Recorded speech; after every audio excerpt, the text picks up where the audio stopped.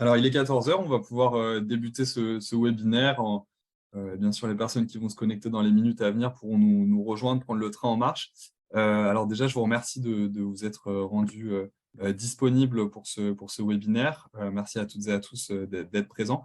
Aujourd'hui, on va parler d'un projet qui s'intitule Parcours d'inclusion numérique, qui s'inscrit dans le plan d'inclusion de toutes et tous les Wallons, et plus particulièrement du sujet d'une enquête auprès des publics en fragilité numérique qui a été conçue et qui vient tout juste d'être lancée.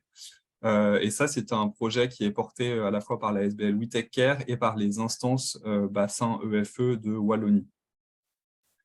Quelques petites informations pratiques pour le bon déroulé de ce webinaire. Alors, certains ont commencé à le faire dans les minutes qui ont précédé le lancement dans le chat. Vous pouvez vous présenter en donnant, par exemple, votre prénom, votre structure, la structure dans laquelle vous intervenez et la commune, voire la province où vous travaillez.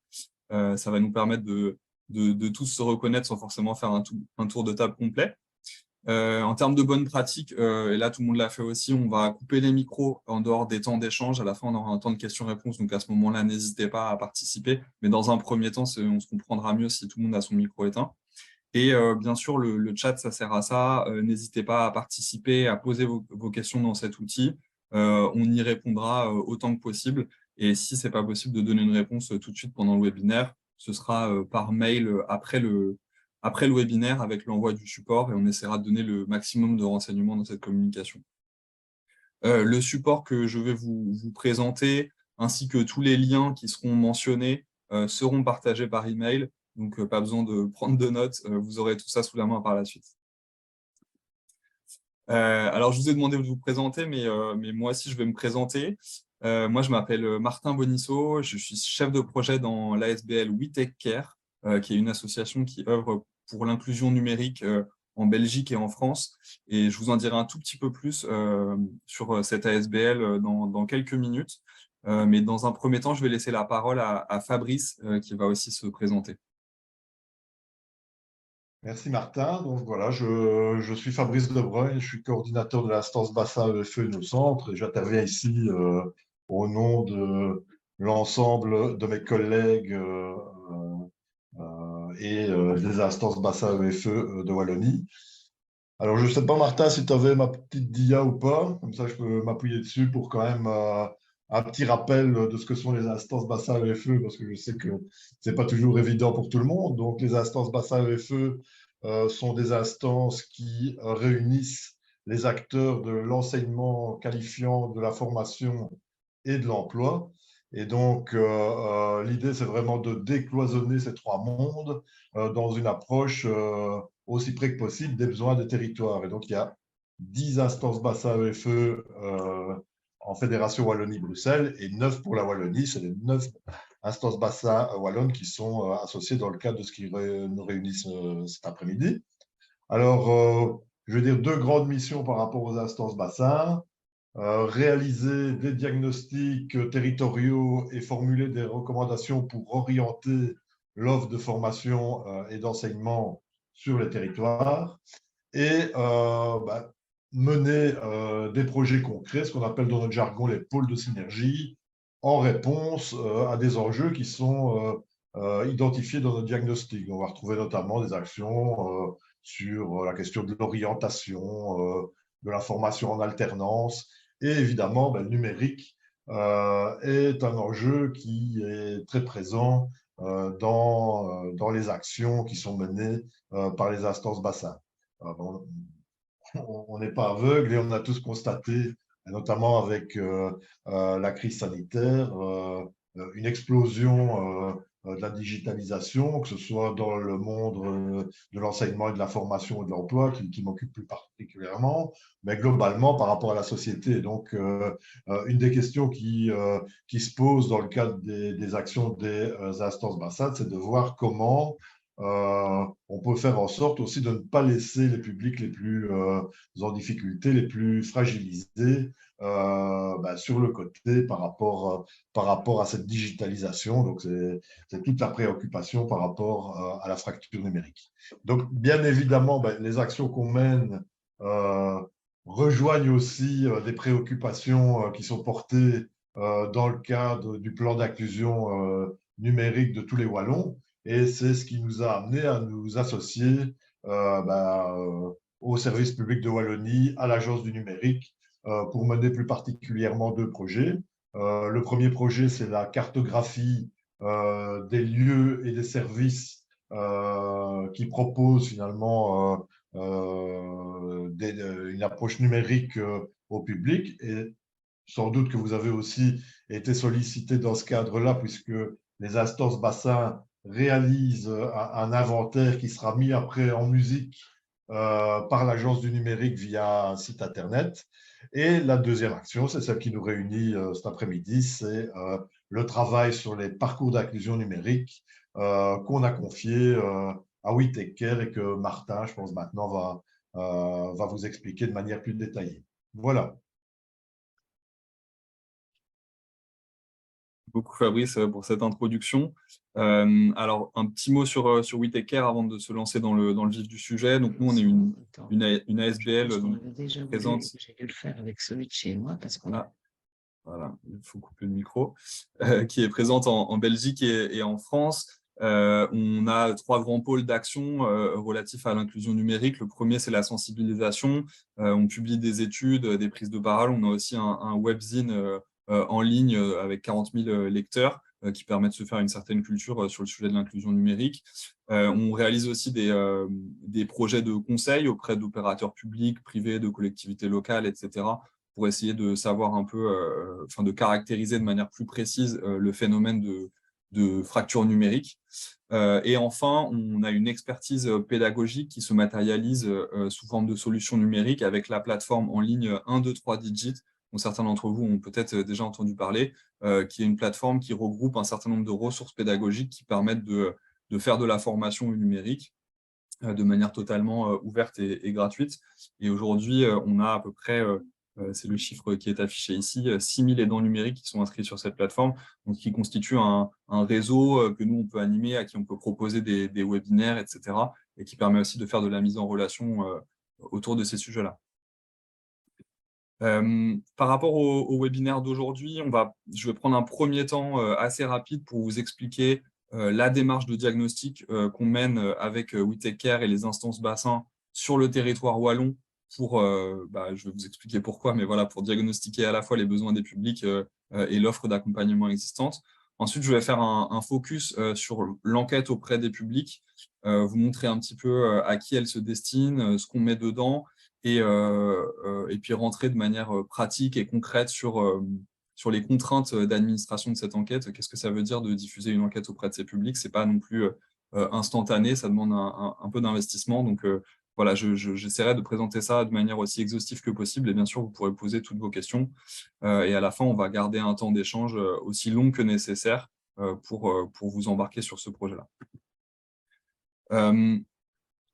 Pour redonner un petit peu une petite prise de recul par rapport à ce projet de la construction de parcours d'inclusion numérique, quelques chiffres que vous connaissez peut-être déjà. Aujourd'hui, les études, notamment le baromètre du numérique, montrent que 32% des citoyens wallons sont en situation de fracture numérique du 3e degré, c'est-à-dire qu'ils ne profitent pas de toutes les opportunités données par le numérique. Donc, c'est à peu près une personne sur 3, c'est conséquent.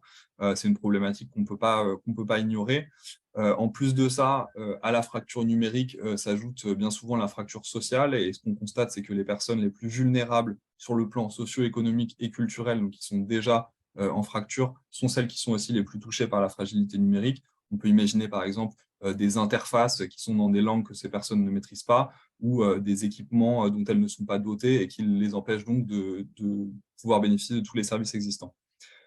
Aujourd'hui, depuis le Covid, c'était vrai avant, mais c'est encore plus vrai depuis le Covid, le paysage numérique se complexifie, il y a de plus en plus d'outils, et il y a des outils qui deviennent totalement incontournables avec des démarches qui sont essentiellement dématérialisées et de moins en moins la possibilité de contourner ces démarches en ligne. Donc le numérique devient vraiment un point d'entrée obligatoire. En réponse à tout ça, des initiatives existent et vous en êtes la preuve, vous tous et toutes les participants de ce webinaire. Cependant, on constate aussi que certains citoyens ne les utilisent pas, c'est-à-dire qu'ils ont des freins soit dans la connaissance de ces initiatives, soit pour d'autres raisons, des freins de motivation, des freins de peur, de manque de confiance, etc. Donc ça, c'est un constat. Et nous, quand on cherche à construire des parcours d'inclusion, le but, c'est de lever ces freins, ou en tous les cas de les caractériser pour savoir comment on peut y répondre efficacement. Donc pour répondre à ce contexte, la construction des parcours d'inclusion répond à plusieurs objectifs. Le premier, c'est d'identifier les profils types des publics en fragilité numérique, et c'est ça dont on va parler aujourd'hui en priorité. Le deuxième objectif, c'est d'établir un diagnostic de l'utilisation des lieux et services de médiation numérique déjà existants en lien avec les profils des personnes qu'on aura caractérisées dans le premier objectif. Donc, il y a des offres. Est-ce que ces offres répondent aux besoins? Est-ce qu'elles sont connues de ces personnes-là? Et le troisième objectif qui va découler des deux précédents, c'est de vraiment définir des parcours, les construire, des parcours idéaux d'inclusion numérique, une vision cible d'organisation, de communication assez concrète vers laquelle on doit tendre pour répondre au mieux aux besoins des personnes en fragilité numérique.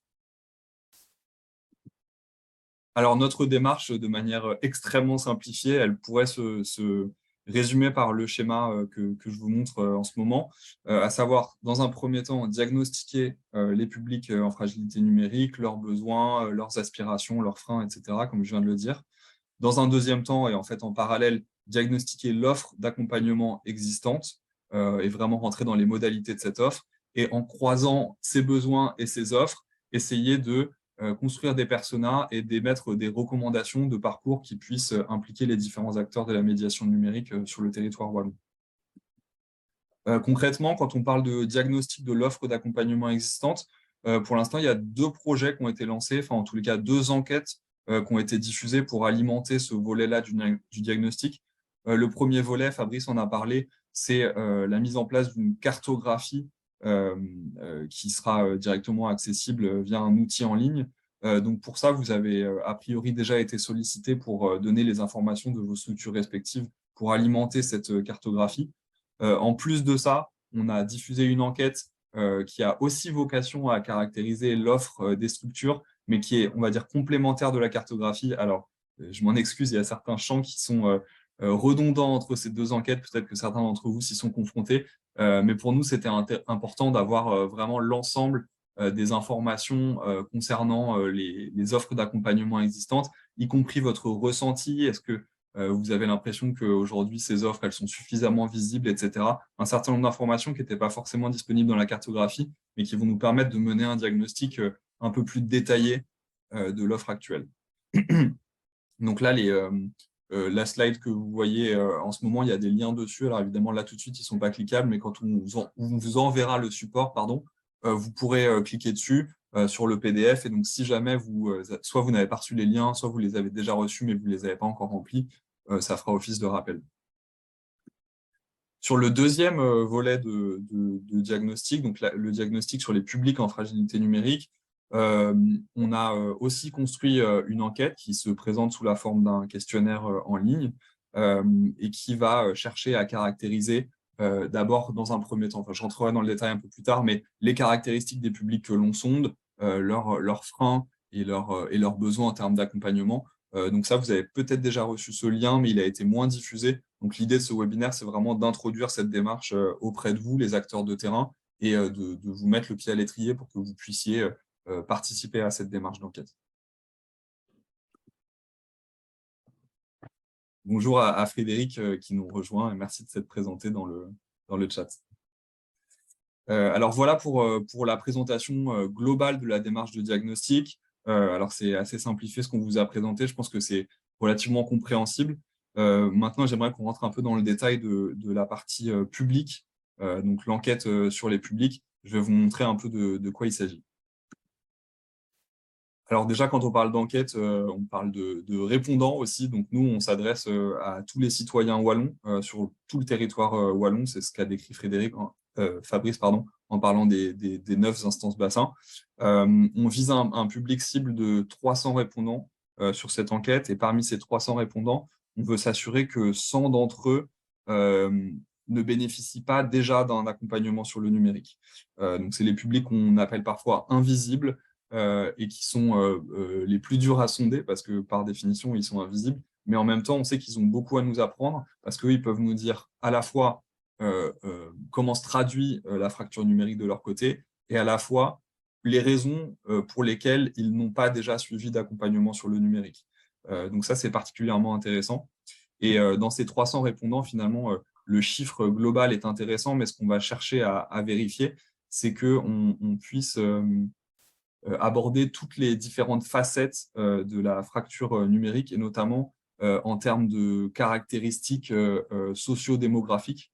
Donc, ce que j'entends par là, c'est que on peut avoir peut-être 300 répondants, mais si ces 300 répondants sont tous des seniors qui habitent dans la même agglomération, ils auront un point de vue qui n'est pas nécessairement le même que celui des jeunes chercheurs d'emploi, que celui des primo-arrivants qui ne parlent pas français, etc. On sait bien que les freins dépendent des profils. Et donc, nous, on s'assure que dans l'échantillon des personnes qu'on interroge, on puisse bien retrouver une variété qui reflète les profils types de la fragilité numérique. Donc, pour ça, on a 6 indicateurs qui sont matérialisés par des questions dans notre enquête. Le premier indicateur, c'est l'âge du répondant, donc sous forme de tranche d'âge. On sait bien, et ça a été montré dans toutes les études, que les profils types de personnes en fragilité numérique ne sont pas les mêmes selon leur âge. On va suivre aussi le sexe des répondants et chercher à avoir la parité dans nos réponses. En tous les cas, pas une trop grande domination des hommes ou des femmes dans les répondants. On suit aussi le niveau de diplôme des répondants, leur activité ou plutôt leur statut professionnel. Est-ce que ce sont des personnes qui sont employées, qui sont indépendantes, qui sont en recherche d'emploi, qui sont au chômage, qui sont retraités, pensionnés, etc. Voilà, on a vraiment une variété des profils là-dedans et on veut s'assurer qu'on la retrouve dans la variété de nos réponses. Et c'est uniquement en relayant cette enquête de manière très large, notamment auprès de structures assez diversifiées, qu'on va pouvoir s'assurer, ou en tous les cas se donner les chances de toucher des profils vraiment différents en termes de statut professionnel. On sonde aussi la composition du ménage. On sait que, par exemple, dans les modalités souhaitées d'accompagnement, par exemple les horaires, les durées des ateliers, etc., on va avoir des contraintes différentes. Par exemple, pour une mère seule qui doit s'occuper de ses enfants et donc qui aura très peu de temps en dehors du temps scolaire pour suivre un accompagnement au numérique. Les personnes seules aussi, les foyers composés d'une seule personne, ne vont généralement pas pouvoir être facilement aidés par un proche sur le numérique ou rapidement. Donc là aussi, on aura des besoins qui sont un peu différents. Enfin, le dernier indicateur qu'on garde sous la main et qu'on suit de près, c'est celui du lieu de résidence et plus particulièrement de la distinction entre région urbaine et région rurale. On sait bien que l'un des facteurs clés de succès pour l'accompagnement numérique, c'est la proximité avec les bénéficiaires. C'est un frein ou en tous les cas un critère qui remonte dans les enquêtes. Donc, quand on est en milieu rural, souvent on a plus de distance à parcourir pour trouver une structure d'accompagnement. Donc, c'est important pour nous d'avoir des représentants de ces deux types d'habitats dans notre enquête. Je continue avec le contenu de cette enquête qui recouvre un peu ce que je viens de dire juste avant. Dans un premier temps, on va poser des questions sur le cadre de l'enquête. Est-ce que c'est une enquête qui a été administrée lors d'un micro-trottoir, donc sur un lieu de passage? Là, dans ce cas-là, c'est probablement là qu'on va réussir à capter les personnes dites invisibles dont je parlais un peu plus tôt. Est-ce que c'est une enquête qui a été remplie en autonomie avec la diffusion du lien? Et dans ce cas-là, ça veut dire que probablement les personnes qui y répondent sont relativement à l'aise avec le numérique parce qu'ils sont capables quand même de remplir un formulaire en ligne de manière autonome. Ou est-ce que c'est une enquête qui a été administrée dans une structure avec potentiellement l'aide de l'accompagnant? Le deuxième bloc de questions de l'enquête, il concerne donc les caractéristiques des répondants. Donc ça, je l'ai détaillé dans la slide précédente. Et c'est grâce à ces questions-là qu'on va pouvoir classifier nos différents répondants. Le troisième bloc de questions, c'est l'aisance avec le numérique. Donc, on va chercher à savoir si les personnes qu'on sonde possèdent des équipements numériques, smartphones, ordinateurs, tablettes, connexion Internet, éventuellement une imprimante. Et s'ils les possèdent ou s'ils ne les possèdent pas d'ailleurs, quel est leur niveau de maîtrise de ces différents équipements. Donc, on se pose la question à la fois des équipements et à la fois la question des usages.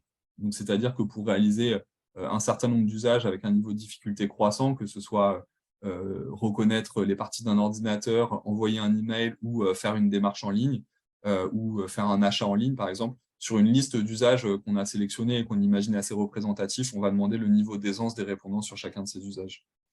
Ensuite, on va demander aussi aux différentes personnes quels sont leurs freins par rapport au numérique quels sont leurs besoins, est-ce que sur les différents sujets sur lesquels elles ne se sentent pas à l'aise, est-ce qu'elles aimeraient progresser ou est-ce que finalement elles estiment que ça ne les intéresse pas plus que ça. Et enfin, le dernier bloc de questions qu'on va poser, c'est les questions relatives à l'accompagnement aux structures. On va demander aux personnes sondées si elles ont déjà suivi un accompagnement au numérique dans le cadre d'une structure, que ce soit un CPAS, une ASBL ou quoi que ce soit. Et si oui, est-ce qu'elles y ont trouvé leur compte? Et sinon, pourquoi est-ce qu'elles n'ont pas suivi d'accompagnement? Si on voit quelqu'un est en difficulté sur quasiment l'intégralité des usages qu'on lui propose et qu'il n'a pas suivi d'accompagnement, il faut se poser la question de pourquoi.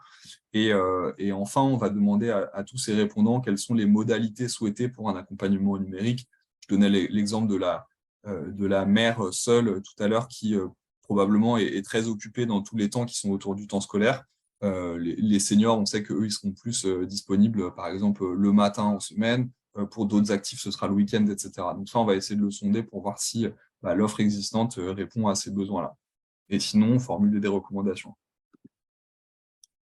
De manière concrète, l'enquête publique dont je vous parle, elle a commencé et elle va être administrée par 2 canaux principaux. Le premier, en tous les cas, c'est notre ambition, c'est de faire en sorte que cette enquête elle soit administrée au sein des structures existantes d'accompagnement au numérique. Et donc, c'est un peu la raison de ce webinaire aujourd'hui et pourquoi on vous a toutes et tous invités. Pourquoi on fait ça? Parce que ça va nous permettre de toucher un plus grand nombre de répondants, au sens où ça nous permet de démultiplier notre puissance d'enquête. Et en plus de ça, comme je vous l'ai dit au début, on cherche à avoir une bonne représentativité de chacun des profils de fragilité numérique dans notre échantillon. Et en fait, le fait d'avoir des structures diversifiées, on sait que certaines structures s'adressent en priorité à des chercheurs d'emploi, d'autres à des étudiants, d'autres à des seniors, etc. Donc, via les structures, on va pouvoir diversifier notre panel. En complément de ça, ce questionnaire destiné donc au public va être administré sous forme de micro-trottoir dans des lieux de passage. Donc là, le but, c'est vraiment de toucher les publics non accompagnés ou invisibles. Et actuellement, on est dans une phase où on est en train d'identifier les régions, les zones plus particulièrement, où pour nous, il serait pertinent de faire ces micro-trottoirs pour toucher un maximum de personnes dans le temps le plus réduit possible. En termes de calendrier, donc cette enquête, elle vient d'être lancée là, depuis la fin du mois de juin et on se donne jusqu'au 15 septembre pour collecter toutes ces données. Avec bien en tête le fait que la période estivale, on le sait tous, c'est une période qui est parfois moins propice à la collecte des données. Mais là, on sait que si on enclenche certaines actions rapidement sur la fin du mois de juin, la fin du temps scolaire et ensuite à la fin du mois d'août et sur le temps de la rentrée, il y a quand même un certain nombre de publics qui fréquentent les structures d'accompagnement. Donc, le but, c'est de profiter de ces moments-là pour recueillir le maximum de données. Je vous parle jusqu'ici d'une enquête destinée au public. Très concrètement, il s'agit d'un lien qui était un peu plus tôt dans la présentation et que je pourrais d'ailleurs vous mettre tout de suite dans le chat.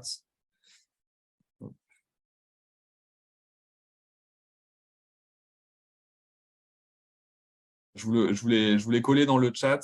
Soit vous faites un copier-coller tout de suite, soit vous vous référez au mail de récap que je vais vous envoyer après le webinaire.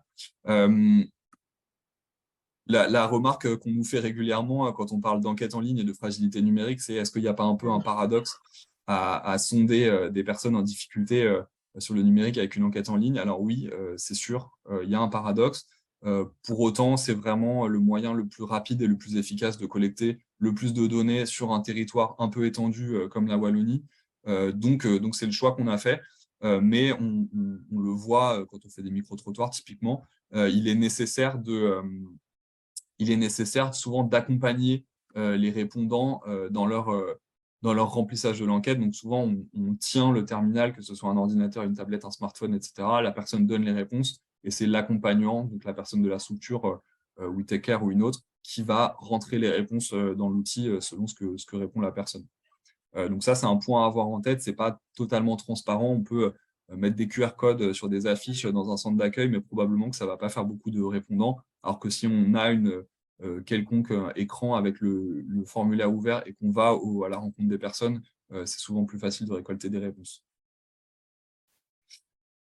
Et je pense que en disant ça, je réponds à la question qui a été posée dans le chat. Je me permets de souligner un point d'attention, utiliser au minimum le numérique pour collecter des données sur les publics qui sont justement en fracture numérique. Alors, c'est très juste ce que vous dites et effectivement, c'est pertinent. Là, c'est vraiment un choix opérationnel qui a été fait et c'est des démarches qu'on a déjà menées avec WeTakeCare et qu'on arrive quand même à collecter un certain nombre de réponses. Mais oui, il faut bien garder en tête que avant cela, il y a un besoin de médiation qui est absolument nécessaire. Deuxième point pratique, je vais un peu d'en parler, le questionnaire qu'on vous diffuse, il est accessible sur smartphone, tablette, ordinateur, indifféremment. Donc, il est possible d'ouvrir le lien sur n'importe lequel de ce terminal, celui avec lequel vous êtes le plus à l'aise. Tout est valable. Il est aussi possible de l'imprimer. D'ailleurs, en fin de présentation, je vous donne un lien vers la version PDF. Ça peut être une très bonne idée. C'est souvent quelque chose qu'on nous demande. Simplement, après, pour qu'on puisse centraliser les données, il sera nécessaire de ressaisir les données papier sur le formulaire en ligne. Donc, ça prend un petit temps en plus. C'est pas très, très long, hein, mais voilà, c'est quelque chose qu'il faut prévoir. S'il y a des papiers remplis qui s'empilent et qui dorment dans un placard, on aura du mal à en profiter pour enrichir cette enquête. Après, en termes de confidentialité, l'enquête qu'on propose ne collecte aucune donnée personnelle. En fait, il est possible d'y accéder sans avoir de compte, que ce soit Gmail ou quoi que ce soit. C'est un lien qui est ouvert. Alors, à la fin, il y a une question qui est si vous voulez être tenu au courant des résultats de cette enquête, vous pouvez nous laisser votre adresse de contact. Donc, c'est possible de la donner. Bon, un micro-trottoir, c'est à peu près, je sais pas moi, 40% des gens qui donnent leur adresse mail pour ensuite être tenus au courant. Mais ce n'est pas du tout obligatoire, pas du tout nécessaire. Donc voilà, on est sur une collecte de données anonymisée, qu'on centralise et qui vont donner des statistiques globales, mais vraiment pas personne par personne. Aucun compte n'est nécessaire. Alors, si jamais vous possédez un compte Gmail auquel vous êtes connecté et que vous ouvrez cette enquête, il y a votre adresse Gmail qui va apparaître, mais ce n'est pas pour autant que le questionnaire il est relié à votre compte, c'est vraiment juste l'outil Google qui fonctionne comme ça, mais ça n'associe rien du tout à votre compte Google. Et d'ailleurs, j'en prends pour preuve le fait qu'il est possible sur un même terminal d'ouvrir le lien une fois et d'enregistrer plusieurs réponses à la suite. Ce n'est absolument pas un frein. Donc, si les personnes qui fréquentent vos structures soit n'ont aucune adresse mail, soit pas envie d'en créer une ou pas Gmail ou quoi, c'est absolument pas un frein. Il suffit d'un terminal avec le lien ouvert et les réponses peuvent être renseignées les unes après les autres. Dernier point pratique, j'en ai déjà parlé, c'est le calendrier. Les réponses de ce questionnaire sont collectées entre la fin juin et le 15 septembre. Donc pour nous, c'est important d'avoir une date de fin parce qu'après, on va passer dans une phase d'analyse.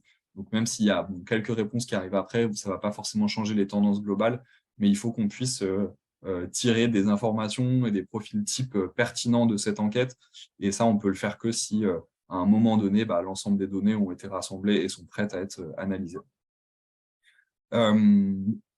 De manière plus globale, pourquoi nous, on vous implique dans ce processus? Je l'ai un peu dit avant, c'est parce que votre participation nous permet de vraiment être au plus proche du terrain, nous permet de démultiplier le nombre de répondants, la diversité des profils et aussi la couverture territoriale de l'enquête. A priori, l'invitation au webinaire de ce jour, elle a été diffusée dans tous les bassins de Wallonie, donc on n'a pas du tout filtré par rapport à ça. Et nous, ce qu'on veut, c'est justement d'avoir une photo représentative de ce qui se passe sur tous les territoires avec les diversités qui existent. Donc, c'est vraiment pour ça qu'on vous implique dedans. On sait que c'est vous qui êtes au contact des publics. Nous, chez WeTakeCare, par exemple, on a une expertise par rapport à l'inclusion numérique, mais on a vraiment à cœur de toujours s'appuyer sur les réseaux de médiation existants parce que c'est eux qui connaissent la réalité du terrain et c'est eux qui sont au contact des publics. Donc, c'est vraiment l'enjeu de cette démarche. Et par ailleurs, bien sûr, toutes les personnes qui seront associées à cette enquête de près ou de loin seront associées aux résultats de cette enquête. Donc nous, le but, c'est pas du tout de garder l'analyse pour nous ou de la garder dans un cercle fermé des instances bassins. Le but, c'est d'en faire un support de connaissances qui permette à tous de tendre vers une inclusion numérique encore plus efficace. Et donc, vous serez bien sûr informé des suites de cette enquête. Voilà, j'ai fait un peu le tour du sujet. Il nous reste pas mal de temps pour discuter. Il nous reste un bon quart d'heure si on veut tenir le timing. Donc, Si vous avez la moindre question, n'hésitez pas, alors soit en réactivant votre micro, soit à la poser dans le chat, et moi, je me ferai un plaisir de vous répondre.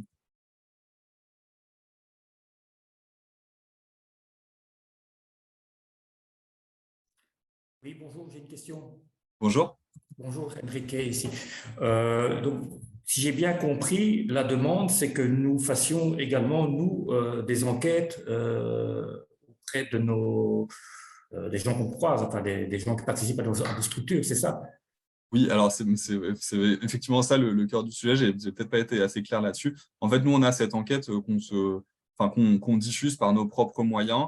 Et voilà. Et notre demande aujourd'hui, c'est que vous puissiez vous l'approprier et bien sûr, de manière totalement volontaire, hein, il n'y a aucune obligation là-dedans, pouvoir la diffuser auprès des publics que vous accompagnez. Non, non, je trouve ça très motivant, très, très chouette.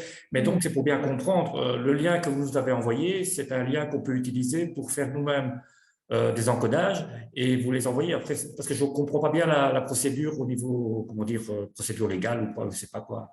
Ouais, vous faites bien de poser la question, ça peut bénéficier à tout le monde. Effectivement, le lien que je vous ai envoyé, si vous cliquez dessus, vous allez arriver sur… il y a un petit texte introductif. Oui, Et après, on arrive tout de suite dans les questions de l'enquête. Et donc, alors vous pouvez y répondre pour vous, hein. Okay. Mais si vous le faites remplir ou si vous récoltez les réponses de quelqu'un que vous accompagnez, en fait, automatiquement, tout ça, ça va venir alimenter un fichier de réponses. Et c'est sur ce fichier-là que nous, on se basera pour faire les statistiques et essayer de tirer de la connaissance. OK. Et après, vous filtrez, je m'excuse d'être un peu long, mais après, vous filtrez les réponses et des choses comme ça, ou, enfin, c'est vous qui organisez. Voilà, exactement. Les filtres, ça se fera selon probablement dans un premier temps, selon les critères que j'ai un peu détaillés en début de présentation. Si on prend la question, par exemple, sur les freins, nous, on va aller filtrer les freins chez les jeunes, les freins chez les seniors, etc. Ouais. OK, merci. Et c'est bien pour ça que le volume de réponses est assez important. Le fait d'avoir beaucoup de réponses est important parce que si on filtre et qu'on n'a pas assez de réponses, en fait, vite, on arrive avec des données qui ne sont pas du tout exploitables. Alors, 300 personnes, c'est beaucoup et on peut tirer beaucoup de conclusions avec 300 personnes. Mais si on filtre sur un critère ou sur 2 critères et qu'on se retrouve avec 3 personnes dans l'échantillon, là, d'un coup, c'est moins pertinent statistiquement. Alors, Anne nous demande en quoi votre enquête est-elle complémentaire ou différente du baromètre de l'inclusion numérique? Alors, c'est une excellente question. En fait, nous, on va aller creuser des aspects un petit peu différents et aller un peu plus loin dans la définition des différents personas, même si je sais qu'il y a des personas dans le baromètre de l'inclusion numérique, mais on est vraiment en complément. D'ailleurs, on a cherché pour certaines questions à se calquer sur le format pour que l'idée ne soit pas d'avoir une nouvelle enquête avec potentiellement des points de similarité et d'autres points où ça diverge. L'idée, c'est d'aller un cran plus loin dans l'analyse des personas. Et en plus, alors certes, là, on fait une enquête pour caractériser les publics, mais ce n'est pas la finalité du projet. La finalité du projet, c'est vraiment de construire des parcours d'inclusion. Donc, cette enquête, certes, elle aura des résultats qui, je pense, pourront tous nous intéresser, mais elle va surtout servir à être par la suite confrontée à la réalité de l'accompagnement sur le terrain et déboucher ensuite sur des recommandations de parcours qui puissent être pertinentes à l'échelle de chacun des bassins de Wallonie. Il y a une autre question qui a été posée. Hormis les statistiques, quel débouché peut-on espérer? J'ai commencé un peu à moitié à y répondre là, en disant que voilà, ces statistiques, nous, on va les traduire derrière en profil type, hein. Donc, l'idée, ce n'est pas de restituer une information brute en disant 12% des répondants maîtrisent je sais pas moi, l'achat en ligne, c'est vraiment d'aller ensuite faire des profils types, des personas, donc avoir une répartition de la population interrogée avec des profils types qui ont certaines caractéristiques, des caractéristiques par rapport à la maîtrise du numérique, des caractéristiques par rapport aux freins, et derrière des caractéristiques par rapport à des accompagnements qui répondraient aux besoins de chacun de ces profils types. Donc vraiment, à terme, la démarche, elle vise à construire des parcours. Alors, j'ai vu que Thomas avait levé la main, mon collègue chez WeTakeCare. Effectivement, bonjour tout le monde. C'était pour compléter et appuyer la réponse de Martin par rapport au baromètre de l'inclusion numérique. Il y a différents baromètres qui sont réalisés en Belgique. Il y a le baromètre de l'inclusion numérique de la Fondation Rebaudouin qui utilise les chiffres de StatBel. Il y a un baromètre wallon de maturité des citoyens wallons. Et en fait, ici, on travaille que en région wallonne et on le fait avec l'appui du SPE et de l'Agence du numérique, des instances bassins et d'autres encore qui appuient vraiment 100% la démarche et qui ont aussi, dans l'élaboration du projet, veillé à ce que la demande comment dire, ne chevauche pas ou n'empiète pas sur justement l'analyse faite par le baromètre. Donc c'est une démarche complémentaire réalisée en fait et demandée par les mêmes acteurs qui réalisent ce baromètre. Donc ça vient vraiment compléter cette étude. Merci Thomas pour la précision. Je rebondis sur une question qui vient d'être posée là dans le chat, mais quelqu'un m'a devancé et a déjà répondu à la question. Pour le questionnaire en format papier, quelle démarche suivre une fois qu'il est rempli? C'est effectivement ce qu'a répondu MNGMDD. Encoder les réponses dans le form. Voilà, donc vous cliquez sur le lien que j'ai mis dans le chat qui sera renvoyé dans le mail et le formulaire va s'ouvrir, le formulaire Google Form, et là, il faudra, alors souvent c'est cliquer, hein, il y a quelques champs libres, mais c'est beaucoup cliquer sur des cases ou sur des points, etc. Donc vous cliquez sur les points qui ont été cochés par la personne qui a répondu sur le format papier. Et à nouveau, concernant ce format papier, c'est une version voilà, imprimable, un PDF classique qui vous sera diffusé en même temps que ce support.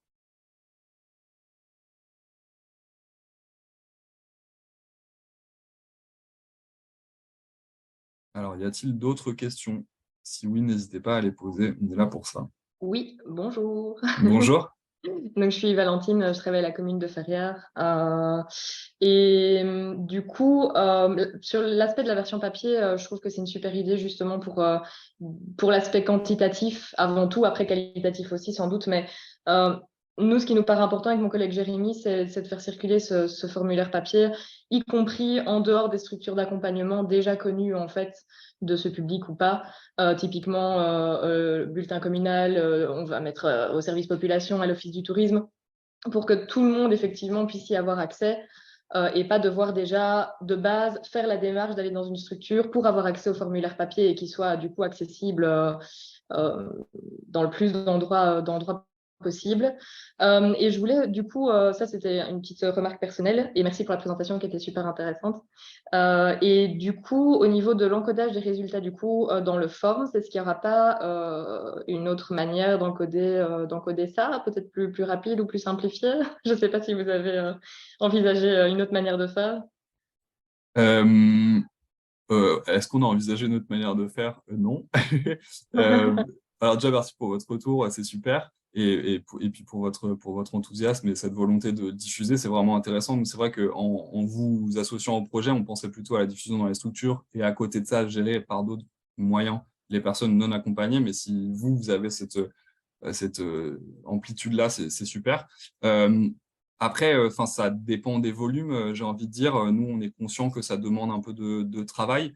Mais si, je veux dire, si c'est des grandes quantités de réponses, dans tous les cas, pour nous, c'est une information qui a vraiment de la valeur. Donc, on peut tout à fait, alors peut-être c'est à caler par un échange de mails là, dans la foulée du webinaire, maintenant que vous avez mon contact, et on peut, si les réponses sont scannées ou quoi, se répartir la charge de réencoder. Ça, c'est tout à fait possible, hein. Nous, vraiment, on est une ASBL, on n'est pas 200, hein, donc on n'a pas une force de frappe comme ça, mais on sait que c'est très important et c'est un moment crucial du projet d'avoir cette donnée disponible. Donc, on fera ce qu'il faut pour avoir toutes ces données. Donc, on peut échanger par mail si vous voulez dans la foulée pour une organisation plus précise, mais il ne faut pas que le frein de l'encodage soit un frein pour avoir plus d'informations. Vraiment, nous, on s'arrangera pour que ce soit possible, quoi. D'accord, merci beaucoup. Et est-ce que vous pourrez envoyer votre présentation, du coup, pour qu'on puisse la partager? Ouais, tout à fait. Alors, sachez que, je préviens à la fin, mais je l'ai dit au début, ce webinaire est enregistré. Donc, il y aura un petit voilà, un petit replay qui sera mis en ligne pour les personnes qui n'étaient pas présentes. Donc ça, c'est pas trop votre cas, mais cette présentation, ce que je viens de vous montrer avec tous les liens, je vais faire un petit mail récapitulatif et tous ceux qui sont présents aujourd'hui, vous le recevrez. Quoi?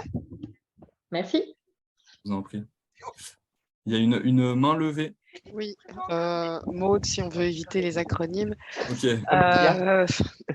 Ici, je me demandais effectivement s'il était possible d'envisager un renvoi par scan.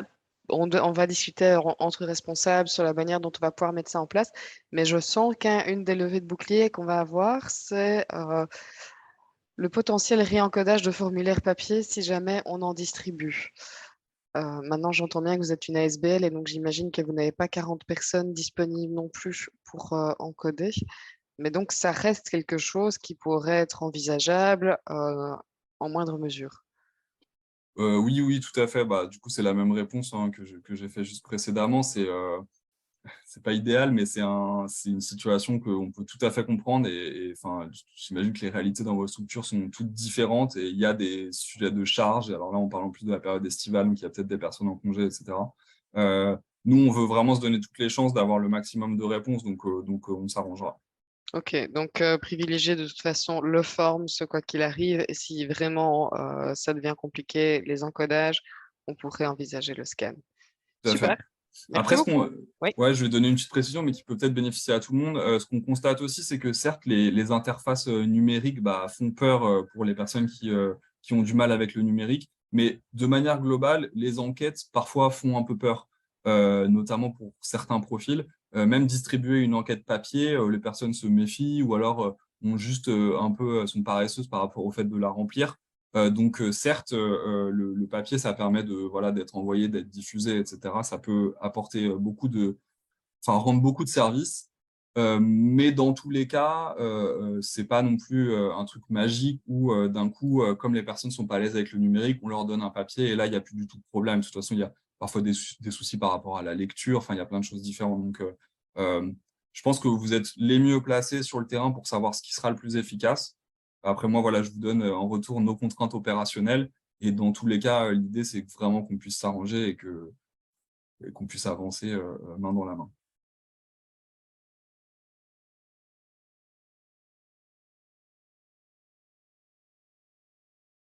Ok. S'il y a plus si vous avez encore des questions, n'hésitez pas à les mettre dans le chat ou à prendre la parole. Simplement, là, je voulais faire un dernier petit récapitulatif par rapport à ce qui allait se passer maintenant. Je l'ai dit plusieurs fois, vous allez recevoir par email ce support de présentation ainsi que les informations principales de l'enquête. Typiquement, le lien, vous ne serez pas obligé d'aller le chercher au fond de la présentation. Je vais vous le remettre dans le mail directement. Les personnes qui s'étaient inscrites à ce webinaire et les quelques-uns qui n'ont pas pu venir, ils le recevront aussi. Comme ça, tout le monde sera sur un pied d'égalité. Vous pouvez dès maintenant, grâce au lien que j'ai mis dans le chat, que vous retrouvez dans mon email, administrer ce questionnaire auprès des publics et vous pourrez accéder à la version imprimable qui sera sous forme de PDF. Voilà. En tous les cas, je vous remercie vraiment beaucoup de votre participation et votre participation active et de vos différents messages qui montrent votre implication. C'est vraiment, vraiment plaisant pour notre projet. Et je vous souhaite une excellente journée. Et puis, dans tous les cas, vous avez mon contact mail. Donc, si vous avez la moindre question, la moindre barrière, difficulté ou quoi, n'hésitez pas à me solliciter. Moi, je suis là pour ça. Et j'espère qu'on va tous ensemble bien progresser dans cette compréhension de la fracture numérique et pouvoir proposer des parcours cohérents. Merci beaucoup et très bonne journée à toutes et à tous. Au revoir.